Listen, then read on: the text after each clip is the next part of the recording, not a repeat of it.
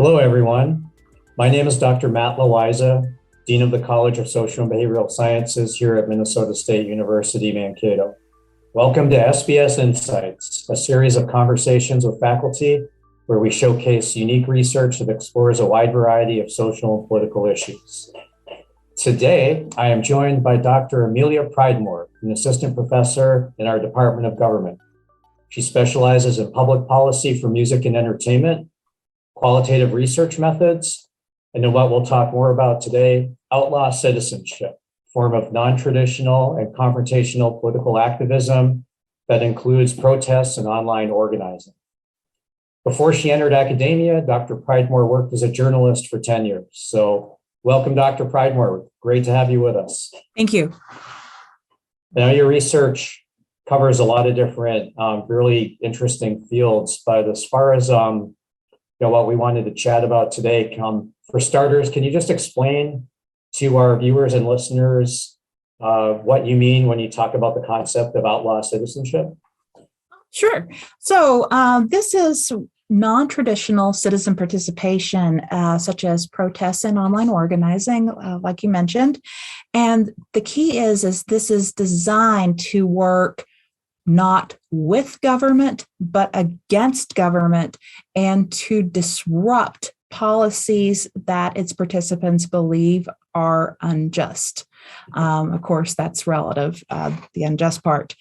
They're doing this because they don't believe that they will be heard otherwise. Outlaw citizenship can be legal and illegal alike, and violent and nonviolent alike. But my mantra that I have in common is, regardless of this, you should have seen it coming. When a lot of times what happens is it's not spontaneous, but it's a buildup of grievances over time. And generally speaking, a major event will be the straw that breaks the camel's back, per se. But one of the things that I have done in terms of making sure that I stay with the times and address questions that my students have, as well as my peers, is I have been expanding this research line into post-reality outlaw citizenship. Basically, outlaw citizenship that are based on events that aren't even real. Okay. Any specific examples that you're looking at? One is definitely the Capitol riots.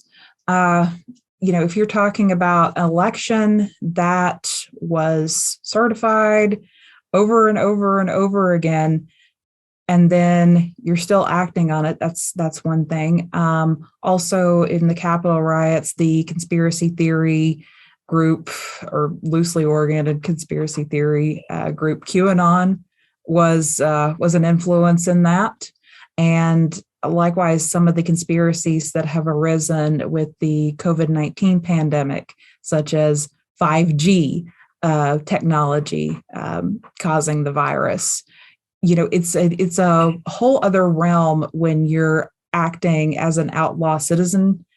Instead of holding up a protest sign, you're burning down a 5G tower. Has your work really provided you with any insights on how people get radicalized to the point where you have civil unrest breaking out like we did last January? There are a lot of misconceptions out there that we really need to address in terms of who they're not. So the biggest one that really needs to be addressed is that people are doing so and falling for a lot of these conspiracy theories like QAnon, for example, because they're not educated enough. They haven't properly learned how to critically think or discern information. And sometimes the thought is they're just flat out dumb. And this is not the case.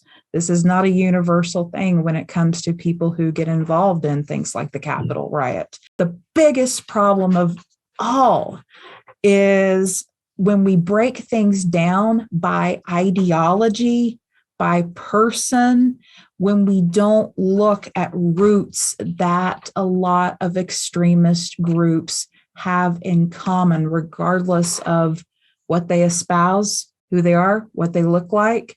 There's so many roots that they have in common, and where we're just kind of playing whack-a-mole with extremist groups, we don't get at the root of things, and we ultimately never solve the problem. What precisely do you think makes or defines a conspiracy theory as opposed to just maybe someone making some throwaway assumptions, but not really baking them into a coherent whole?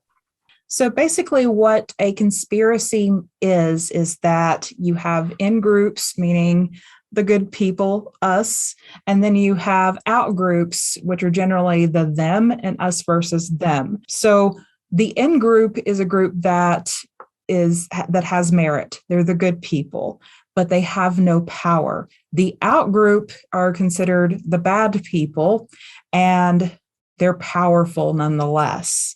And one of the key things about a conspiracy is that the out group is going to affect the in group success or survival alike. So that's the groundwork for conspiracy theories. Now, what's that? Okay, so it's an explanation for whatever the in group's problems are, both real and perceived. The cause of a conspiracy theory is that there's a secret, nefarious group, and they're a powerful group of elitists. And that power differential is key when you're talking about how much of a volume that you have when it comes to a conspiracy theory. So if you have an in group that's here and an out group that's here in terms of power differential, the out group's not that big of a problem. But all of a sudden, when that power differential becomes especially huge, extraordinary action, according to conspiracy theorists, needs to be taken to fight back against the out group and find a solution to what the out group is doing. So have you found in your research that conspiracy theories have a snowball effect? I mean, in your work, have you seen that conspiracy theories, plural, tend to build and reinforce each other, or is that just kind of dependent on the situation? What tends to happen to start the snowball rolling is that conditions can severely deteriorate, and generally that's economic, such as Germany in the Great Depression, post-World War I. Crisis situations in general, such as COVID-19. Generally what happens is you have scared people who want solutions and they want them now. It's sort of like a fight or flight response that they have at the beginning. And when they want answers, they want them quickly and they want them to be simple, even if maybe they would be a little ludicrous. So take COVID-19. At the beginning of the pandemic, this was what was called the novel coronavirus, meaning, hey, this is something new. We really don't know. But when you have, all of a sudden somebody says, oh, you know what? It's that 5G tower. The government created it in a lab, don't you know? Oh, wow. Well, thanks for shining a light on this. And generally the question after that is, tell me more.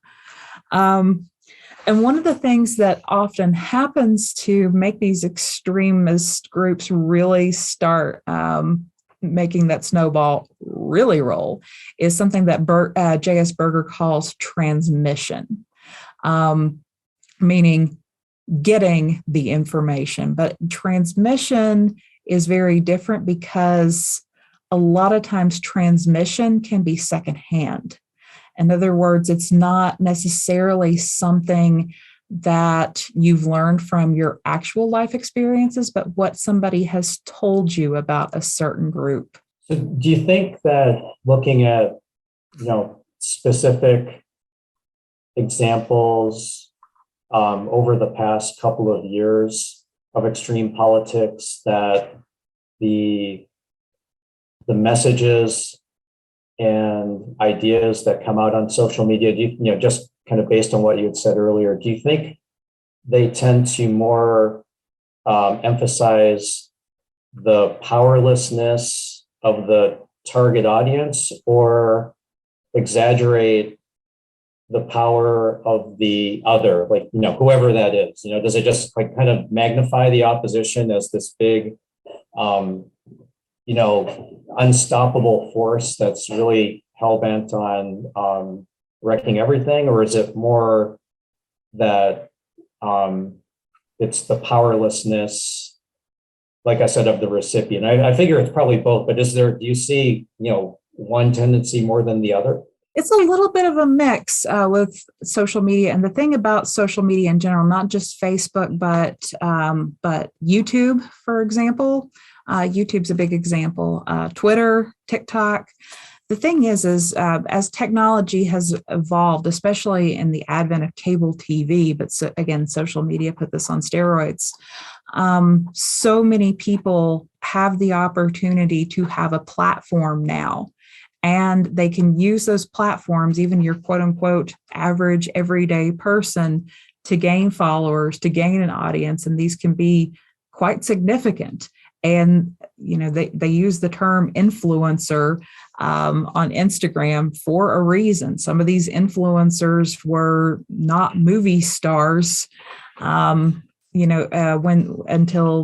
all of a sudden they just got more followers on Instagram or Facebook, YouTube, whatever it may be. But a lot of times the messaging on social media is, we are powerless unless we do something against this elite. So there's an ability for somebody who would otherwise be powerless to get power. But likewise, all of those platforms on social media have the ability to spread the message that we're the little guys with no power, and we've got to take care of these huge elites that have so much more power than us. So it goes both ways with social media. Sometimes it crosses paths. Yeah. So since I think when you take these ideas and just your research as a whole package that's informed your thinking, how does that impact the way that you teach your classes? I know you're doing a class in extreme politics, and assuming that once you get students into your discussions, they've presumably been pretty well exposed to a lot of the stuff we've been talking about. Yes, and I always take the approach of not only exposing them, but I take a very kind of like what I mentioned with common problems and common solutions. That's the approach I take in teaching this in general. In other words, I don't break it down by, ideology versus ideology versus ideology. In that approach, what I do is I take an overarching concept that a lot of different groups, ideologies have in common, and show the connections that they have. Rather than just basically saying, what they can Google, right? And sometimes maybe Google and go into into a very dangerous internet rabbit hole at that. But the thing that one of my mentors at Marshall University, Dr. George Davis, would always say when it came to the academic discourse was that it was a greater conversation. And I'm still in touch with Dr. Davis. And when I was explaining the new angles that my research is taking these days, I showed him that I'm on a panel for a conference on, I'm on a conference panel, and the topic is hate, violence, and extremism in political communication. And I told him about it, and I said, remember when you said what you said about conversations? I said, yeah, my conversation is now the conversation that so many people don't want to have. And he says, it's a conversation that we need to have. So, well, yeah, that sounds fascinating. And I'm just curious, since you deal with extremism as a starting point in this line of research? I don't want to say you've seen it all, but you've seen a lot. So I guess as you're really, I think, familiar and getting deep into the topic, do you find that stuff still surprises you? You know what? I would like to say that I get surprised, but most of the time I do not. Likewise, with outlaw citizenship, you should have seen it coming. Now, it never fails when you do the opposite and you break things down. It never fails that it's like, oh, great. This, like just here recently, there was something about lizard people that came out. But like when the Capitol riot happened, people asked me, what my general reaction was. And I said, was I horrified? Absolutely. Was I shocked? No. So many of the seeds were sown just even in the days before. So a lot of times, okay, maybe I'll get thrown off guard by something I see, and then I'll just step back a bit and I'll say, wait a minute.